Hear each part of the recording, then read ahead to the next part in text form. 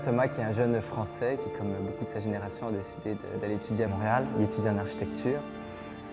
Puis dans un moment dans sa vie où il est très seul, il vient de se séparer de son copain, parce que Thomas est homosexuel. Et il vit un événement dès le début du film qui lui rappelle vraiment sa solitude et surtout qu'il n'y a pas de père. Il ne sait pas qui est son père en fait, sa mère lui a toujours caché.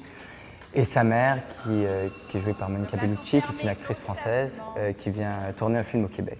Et donc voilà, il y a une relation particulière avec sa mère, parce qu'il y a énormément d'amour, mais il y a ce secret. Pour lui, c'en est trop, il faut absolument qu'il sache. Et sa mère est toujours butée et refuse de le dire. Puis ça commence à faire effet, ce médicament-là?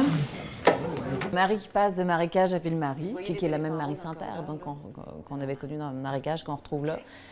Et qui va évoluer dans un milieu où elle est loin de son fils, elle est loin de la famille, de son contexte familial, donc dans une profonde solitude.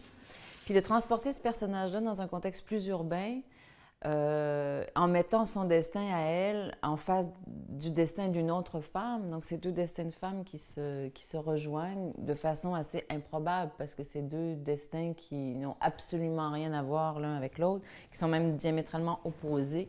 Ce sont surtout deux mères qui vont, dans cette maternité un peu déchirante, se retrouver. C'est chanceuse. Votre fils est vivant. Pour Guy, en tout cas, le personnage de Marie, de cette mère devenue veuve et qui a aussi perdu un enfant, porte en elle une forme de tragédie, vraiment, presque à la grecque.